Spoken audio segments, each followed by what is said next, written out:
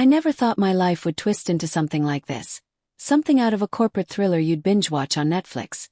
The kind of story where love and betrayal collide so violently that you're left with nothing but revenge as oxygen. If you had told me 2 years ago that I'd be standing at the center of $100 million hostile takeover, orchestrating every move like a puppet master, I probably would have laughed and shaken my head. But life has a way of tearing the ground from under your feet, leaving you grasping for air until all you can think about is how to turn pain into power. Back then, things were simple.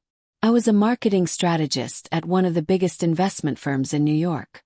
The kind of place where people dressed in $1,000 suits and spoke about mergers the way others might talk about sports.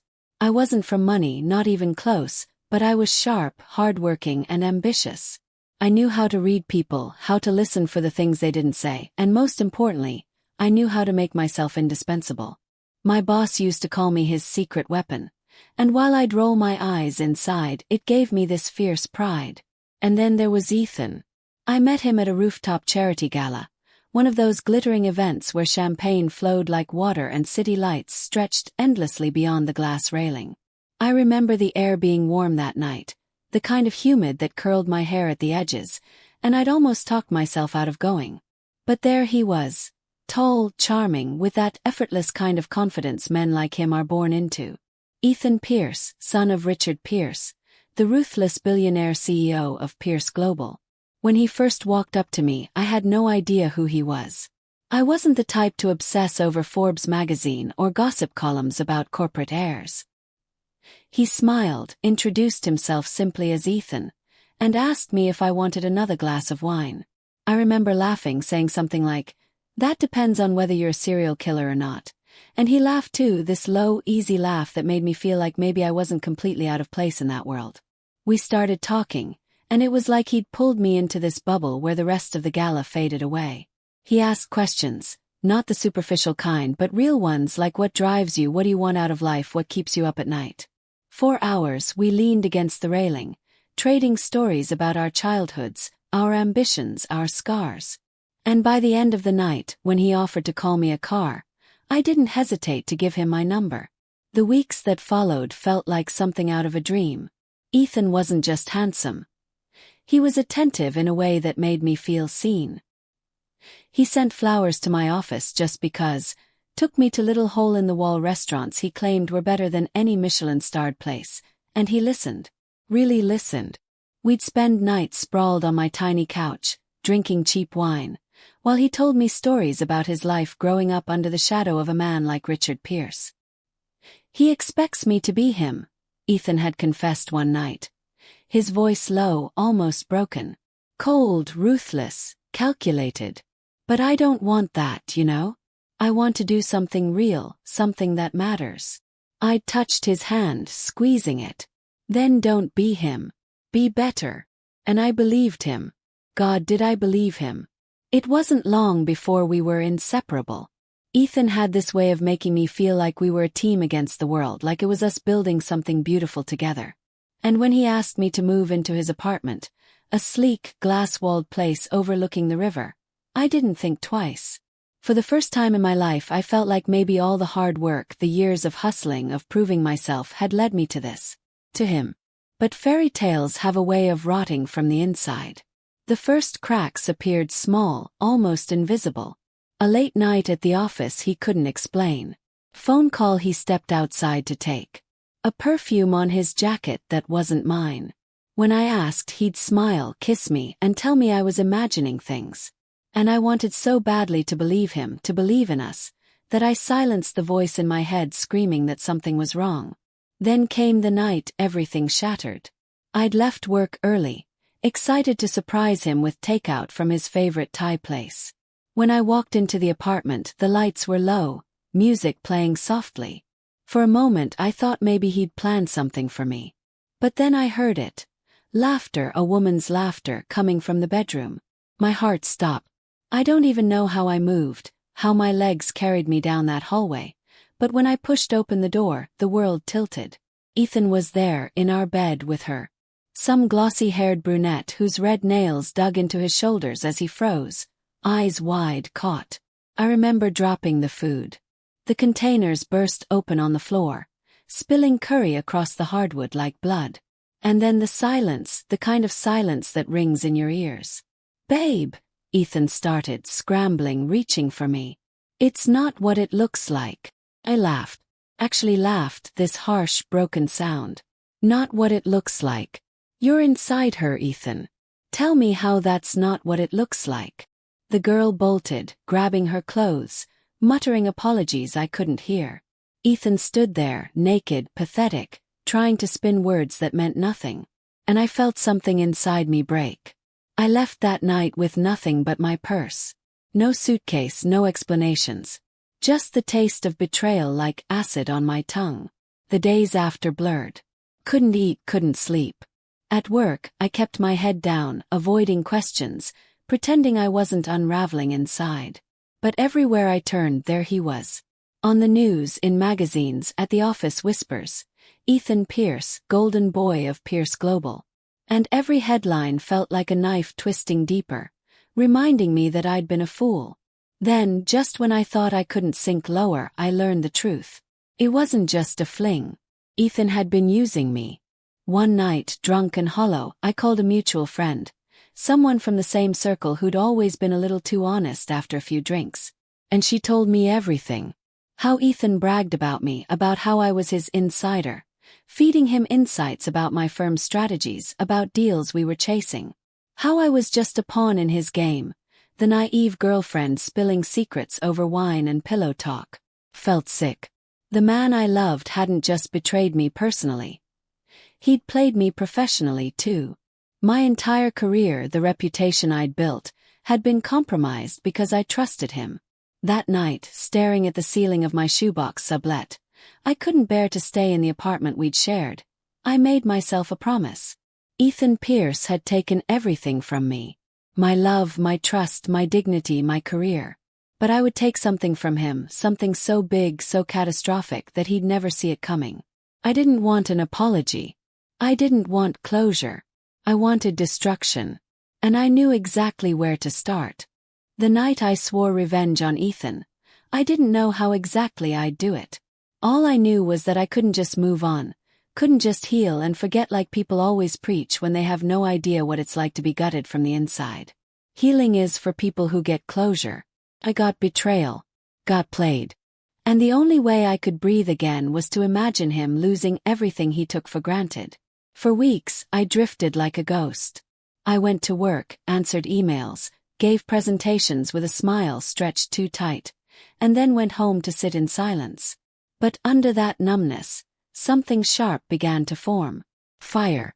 I replayed every conversation we'd had, every detail Ethan had let slip about Pierce Global, and slowly, the outlines of an idea began to take shape.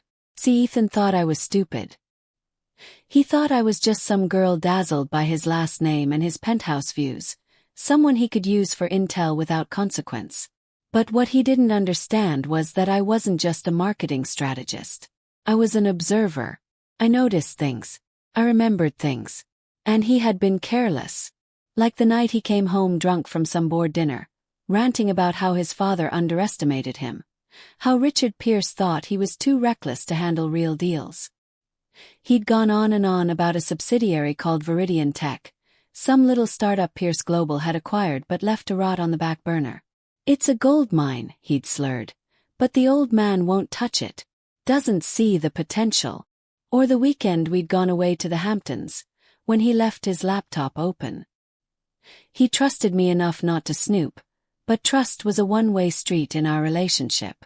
I'd glanced at the screen and caught a glimpse of an internal report, something about restructuring, layoffs, and a line item that made no sense at all. And then there were the names he dropped, the partners, the investors, the little tidbits he thought were harmless anecdotes but were really puzzle pieces. I started writing everything down. At first it was just therapy, scribbling in a notebook because I couldn't sleep. But soon those scribbles turned into strategy. I realized something important. Ethan wasn't the only one who could play games. If Pierce Global was the empire, then Ethan was just the prince. Spoiled, entitled, sloppy. His father, Richard, was the king, and kings have enemies.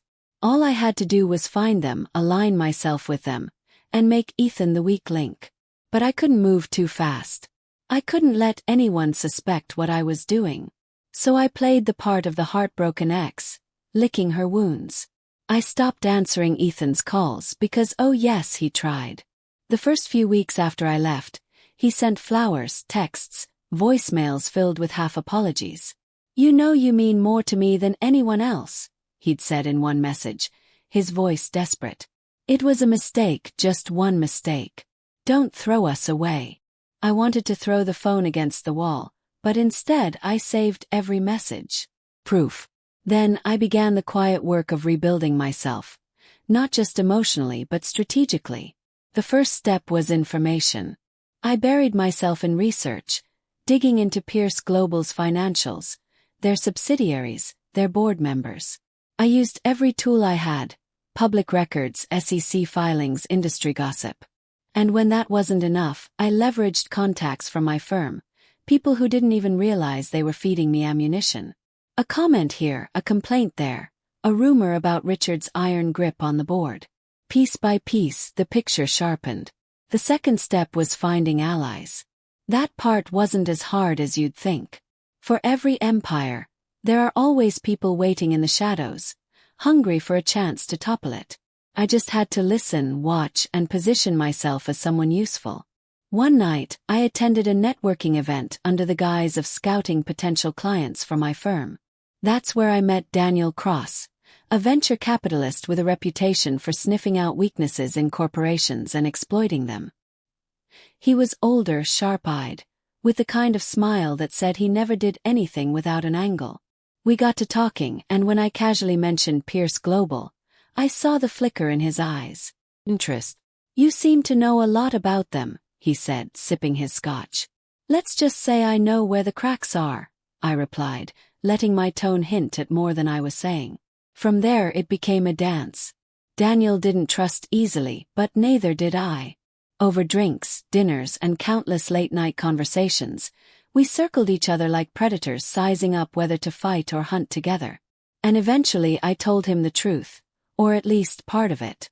I told him I'd been close to someone inside the company, that I had insights into how things worked, where the vulnerabilities were. I didn't name Ethan, not yet. But Daniel didn't need names. He just needed to know I had value. The third step was the most dangerous: planting seeds. I started leaking tiny pieces of information, carefully, strategically. A whisper about Viridian Tech and its untapped potential here. A hint about Pierce Global's internal disagreements there. Just enough to spark curiosity, to draw attention without pointing back to me. And as the weeks turned into months, I watched the effect ripple outward. Analysts began speculating about Pierce Global's undervalued assets. Investors grumbled about Richard's refusal to innovate. And slowly, quietly, the tide began to turn. Meanwhile, Ethan. He spiraled. We crossed paths once at a restaurant downtown. I hadn't planned it, but when I walked in and saw him sitting at the bar, I froze. He looked different, more hollow, like the shine had dulled.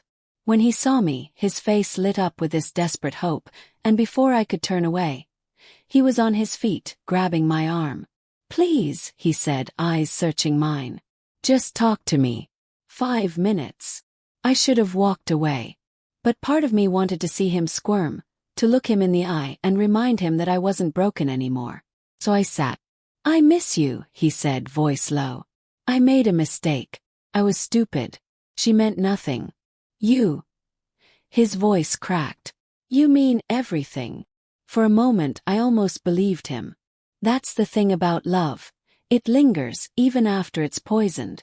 But then I remembered the way he'd laughed behind my back, bragged about using me. And I smiled, sweet and sharp. "You're right," I said. "You were stupid. And I'll never make that mistake again." I stood, left him there with his glass half empty, and walked out with my head high. That was the last time I saw him before everything exploded. Because while Ethan was begging for scraps of my forgiveness, I was busy lighting the fuse that would blow his world apart. The hostile takeover plan didn't come to me all at once. It built slowly, like a storm gathering. With Daniel's help, I identified Pierce Global's weak points. disgruntled shareholders, undervalued subsidiaries, and a growing dissatisfaction with Richard's old-school methods. But the real coup de grace would be Ethan himself. He wanted so badly to prove himself to his father, to show he could run with the wolves. All I had to do was give him the rope, and let him hang himself with it. So I reached out. One carefully worded email, a baited hook. Ethan, we need to talk.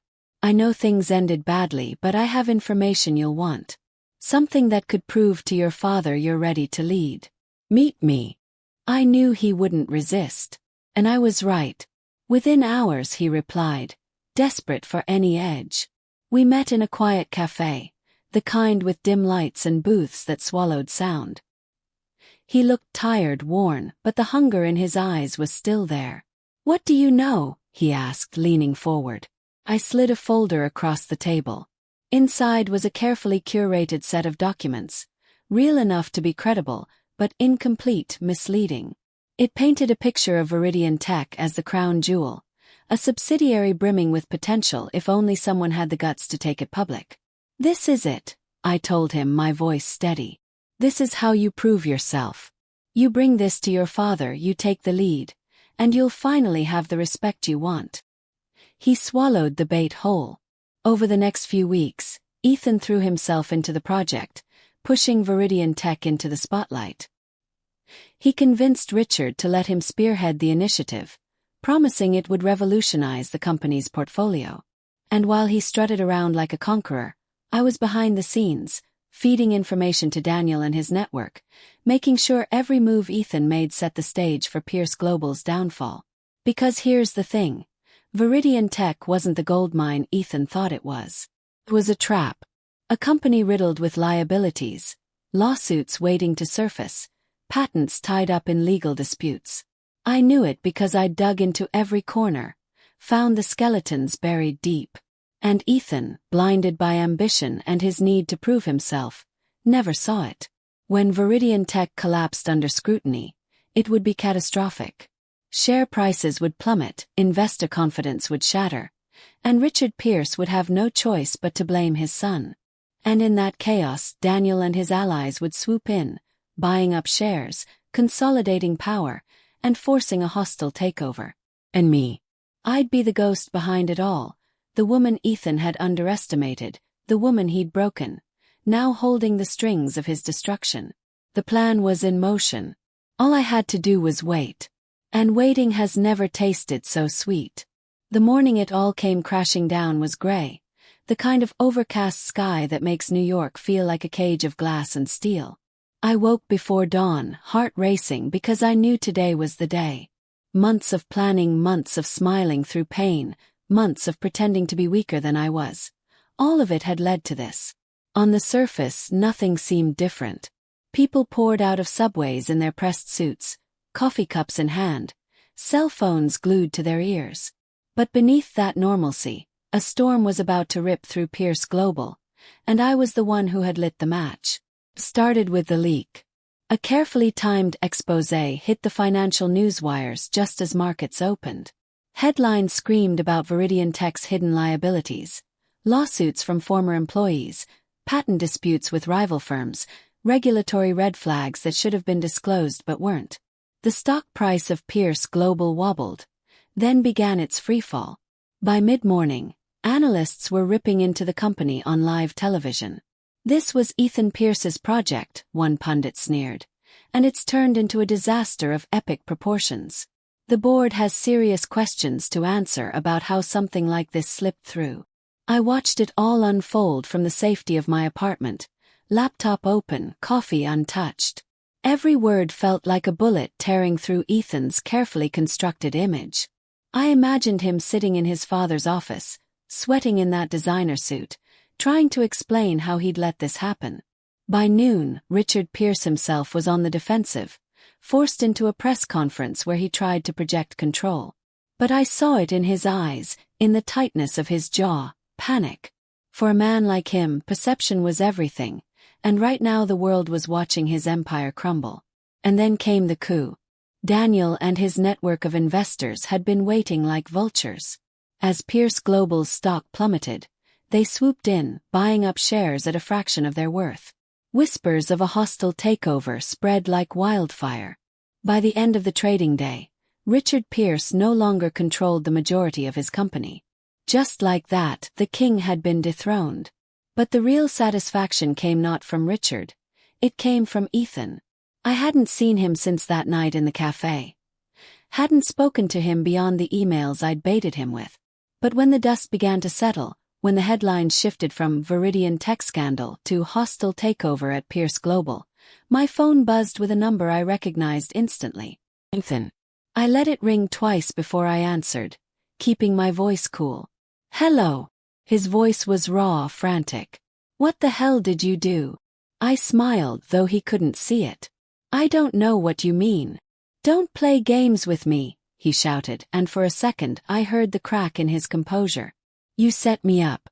You fed me that Viridian shit. You knew. I cut him off, my tone calm, measured. You used me, Ethan. You took everything I gave you, my love, my trust, and you turned it into ammunition for your career. Did you really think there wouldn't be consequences? There was silence on the other end, heavy and jagged.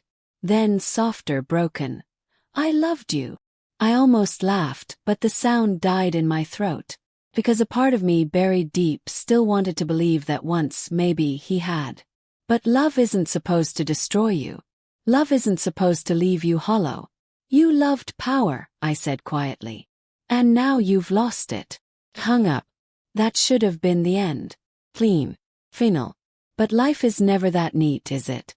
2 nights later, I found myself face to face with Richard Pierce himself. It was at a private club downtown, the kind of place where the rich retreat to lick their wounds away from the public eye. Daniel had arranged the meeting, insisting I come. He knows, Daniel had said with a smirk. Or at least he suspects. You should see his face when he realizes it was you. The room was dim, all leather and mahogany, the smell of expensive cigars hanging in the air. Richard sat at the head of a long table, a glass of bourbon untouched in front of him. He looked older than I remembered, the weight of defeat etched into every line of his face. So, he said when I entered, his voice gravelly, tired. You're the one who did this. I didn't flinch. Your son did this to himself. I just made sure the world saw it. He studied me for a long moment, eyes sharp, calculating. You're clever. Ruthless. You'd have made a fine Pierce. The words chilled me. Fine Pierce. Was that supposed to be a compliment? Or a warning? I'm not like you, I said, steady. Richard chuckled, low and humorless. That's where you're wrong. You're exactly like me. The only difference is, you had the guts to finish what you started. He leaned forward. Tell me, girl. Do you feel better? Do you feel whole again now that you've burned my house down? The question lingered, heavy, because for a moment I didn't know the answer. I should have felt triumphant. I should have felt free. But instead I felt empty. I feel, I said finally, like justice was served. Richard smiled, a cruel, knowing smile. Justice. Or revenge. Trust me, there's a difference. And one day you'll see it. I left before he could say more, the echo of his words rattling inside me. I left before he could say more, the echo of his words rattling inside me. The weeks that followed were a blur of headlines and fallout. Pierce Global was dismantled piece by piece, sold off, restructured under Daniel's consortium. Ethan disappeared from the public eye. His golden boy reputation tarnished beyond repair. Rumors swirled, rehab, exile, maybe even Europe, but I didn't care enough to find out. Richard faded into obscurity, a relic of a fallen empire. And me. I was hailed as a rising star. Daniel brought me into his firm, not just as an advisor but as a partner. My name started appearing in articles, my face on panels. People looked at me with respect, sometimes even fear. I had made it, carved my place in a world that once tried to break me. But late at night, when the city lights flickered outside my window, I'd lie awake and wonder, was I free? Or had I just traded one prison for another? Because the truth is, revenge doesn't heal you. It doesn't stitch up the wounds or erase the memories. Just gives you a new scar, one you carve yourself. Sometimes I'd remember Ethan's voice, the way he'd said, "I loved you," and I'd feel a pang of something I couldn't name. Not love, not regret, something darker, heavier. I had outsmarted the CEO's son. I had triggered $100 million hostile takeover. I had won. But in the quiet, when the applause faded and the power felt hollow, I had to ask myself, what did winning really mean? Was I stronger now, or just more broken in ways no one could see? Maybe Richard was right. Maybe I was exactly like him. And that thought haunted me more than anything else. Because revenge doesn't just destroy your enemies. Sometimes it destroys you too.